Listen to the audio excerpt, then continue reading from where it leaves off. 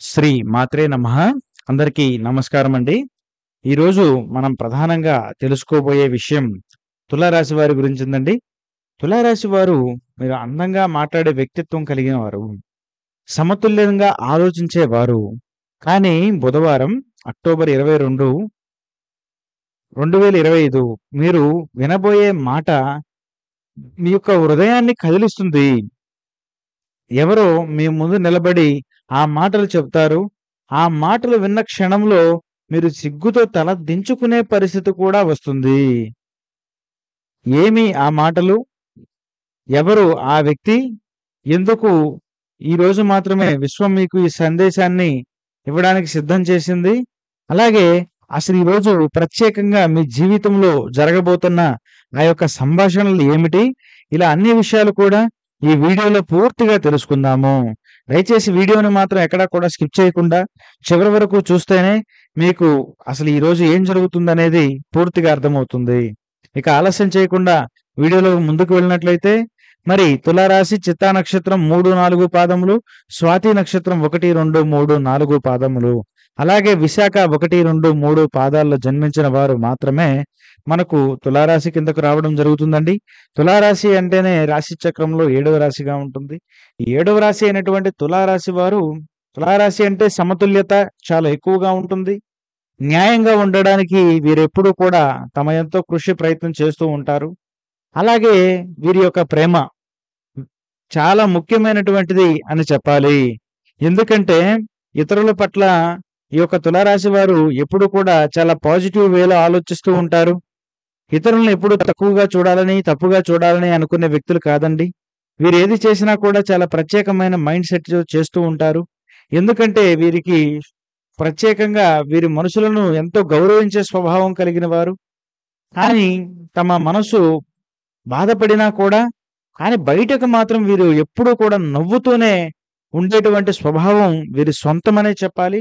అయితే తులారాశి వారికి వీరి యొక్క పాలక గ్రహం శుక్రుడు.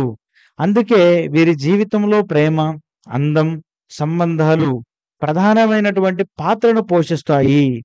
వీరు అందంగా మాట్లాడతారు కానీ లోపల లోతైనటువంటి ఆలోచనల తుఫాన్ నడుస్తూ ఉంటుంది. తులారాశి వారు ఎవరినైనా ప్రేమిస్తే ఆ వ్యక్తిని హృదయంతో ప్రేమిస్తారు. స్వార్థం కాకుండా. కానీ ఎవరైనా గాని వీరిని ఒక్కసారి మోసం చేశారంటే జీవితంలో వారిని అస్సలు నమ్మరు. వారు మౌనం వహిస్తారు. కానీ మౌనంలో ఒక కన్నీరు కూడా దాగి ఉంటుంది. ఏదైనా కూడా వీరి మనసులోనే ఎంతో బాధపడుతూ దుఃఖించేటువంటి స్వభావం ఉంటుంది. కానీ వీరి బాధలు ఇతరులకు చెప్పడం, ఇతరులను ఏ విధంగానైనా సరే బాధ పెట్టడం వీరికి మాత్రం ఎప్పుడూ కూడా అసలు ఇష్టం ఉండదండి. అయితే వీరికి ప్రస్తుతం గత కొంతకాలంగా కొన్ని విషయాల్లో చాలా సమస్యలు, ఇబ్బందులు జరుగుతూ ఉన్నటువంటి పరిస్థితి కూడా ఏర్పడింది. కానీ దేవుడి దయ వల్ల గత 3 వారాలుగా తులారాశి వారికి అంటే అందరికీ కాకపోవచ్చండి. కానీ తులారాశిలో ఉన్నటువంటి సగం మందికైనా కూడా కొన్ని ప్రధానంగా శుభవార్తలు వినడం కావచ్చు, లేదా కొన్ని విషయాల్లో పాత బంధాలు తిరిగి రావడం కావచ్చు, లేదా పాత విషయాల్లో మరి సంతోషం కూడా జరుగుతూ ఉన్నటువంటి పరిస్థితి మరికొందరికైతే ఉంది.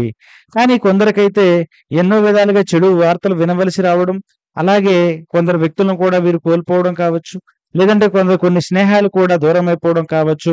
ఇలా అనేక రకాలుగా వీరెన్నో సమస్యలు కూడా పడుతూ ఉన్నటువంటి పరిస్థితి.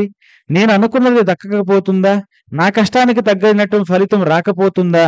అని అనుకుంటూ కూడా వీరి మనసులో ఒక ఆశతో, కొంత నిరాశతో ఉన్నప్పటికీ కూడా కొంత ఆశతో ముందుకు కూడా అడుగులు వేస్తున్నటువంటి తరుణం గత కొంతకాలంగా వీరి యొక్క పరిస్థితి అయితే ఆ రకంగా అయితే ఉంది. అయితే భావోద్వేగాలతో చాలా బలహీనంగా ఉన్నారు. మీకు పని, కుటుంబం సంబంధాలు అన్నీ మరింత భారంగా అనిపిస్తున్నాయి. కానీ విశ్వం మీకు చెబుతుంది ఇది ముగింపు కాదు. ఇది పునఃప్రారంభం.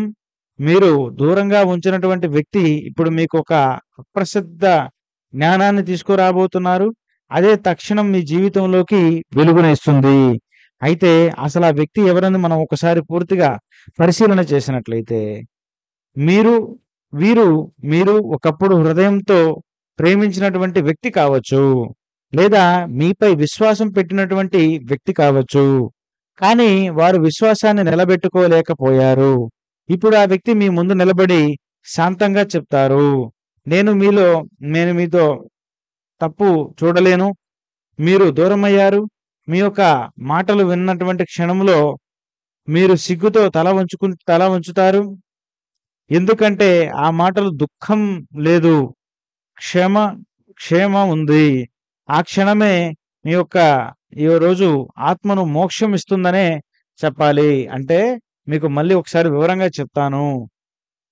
మీరు ఒకప్పుడు హృదయంతో ఎంతో అభిమానంగా ఉన్నటువంటి వ్యక్తి కావచ్చు. లేదా మీపై విశ్వాసం పెట్టిన వ్యక్తి కావచ్చు. కానీ వీరు మీ యొక్క విశ్వాసాన్ని వీరు నిలబెట్టుకోకపోవడం కాదు. వారి యొక్క విశ్వాసాన్ని మీరే నిలబెట్టుకోలేకపోయారు. ఇప్పుడు ఆ వ్యక్తి ప్రశాంతంగా మీ ముందు నిలబడి మాట్లాడే మాటలు మిమ్మల్ని తల వంచుకునేలా చేస్తాయి. అంటే ప్రత్యేకంగా దీని వెనక ఒక ఆధ్యాత్మికమైనటువంటి సందేశం కూడా ఉందండి. అదేంటంటే తులారాశి వారికి ఈరోజు శుక్రుడు చంద్రయోగం ఉంది. ఈ యొక్క భావోద్వేగ పునరుద్ధరణ సంబంధించిన ఆలోచన అంటే మీరు గతంలో చేసిన చిన్న తప్పులు ఇప్పుడు మీకు జ్ఞాపకం వస్తాయి. మీరు వాటిని పునరుద్ధరించుకునే అవకాశం కూడా ఇస్తాయి. ఆ వ్యక్తి మాట్లాడిన మాట మీ యొక్క మనసులోని గాయాలను తాకుతుంది. మీరు అర్థం చేసుకుంటారు. ప్రేమ అనేది గెలవడం కాదు, క్షమించడం. అలాగే మనము నమ్మిన వ్యక్తులను ఎప్పుడూ కూడా మోసం చేయకూడదు. మనకి గౌరవంగా చూసినటువంటి వ్యక్తులను మర్చిపోకూడదు అని మీరు గుర్తుపెట్టుకోవాల్సిన విషయం. అయితే ఎందుకు ఇప్పుడు జరుగుతుందంటే శుక్రుడు ప్రస్తుతం సింహరాశిలో సంచరిస్తున్నాడు. ఇది స్పష్టత మరియు హృదయ చైతన్యం యొక్క సమయం అని చెప్పాలి. మీరు ఎవరి కోసము తల వంచబోతున్నారు. అది పరాభవం కాదు, అది మీకు పరిణితి అని చెప్పవచ్చు. 2 సంవత్సరాలుగా మీరు మూసివేసిన హృదయం ఇప్పుడు తెరుచుకుంటుంది. ఈ సంఘటన ద్వారా మళ్ళీ నిజమైనటువంటి భావాలను అంగీకరిస్తారు. ఇది ఆత్మీయ ఎదుగుదల దిశ అని చెప్పాలి.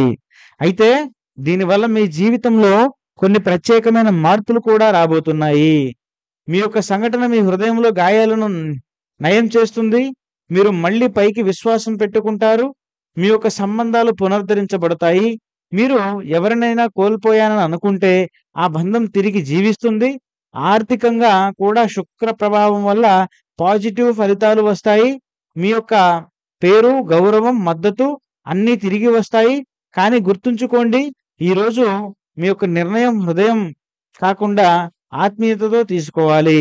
అయితే దీనివల్ల మీకు ప్రత్యేకంగా కొన్ని లాభ నష్టాలు కూడా ఉంటాయి. అవేంటంటే లాభం, మీరు ఆత్మశాంతి పొందుతారు. పాత బంధం తిరిగి పుడుతుంది. మీలో క్షమలోకి మారుతుంది. నష్టం ఏంటంటే భావోద్వేగంకి లోనవ్వడం, గత పశ్చాత్తాపంతో మునిగిపోవడం. మీరు ఎవరికి నష్టం చేయలేదు కాబట్టి మీరు మన్నించుకోవడం. అయితే ఈరోజు ప్రధానంగా కొన్ని పాటించడం వల్ల మీకు వీటిలోంచి మరింత అనుకూలమైన పరిస్థితులు కూడా వచ్చే అవకాశం ఉంది. ఈరోజు ఉదయం తెల్లటి దుస్తులు ధరించండి.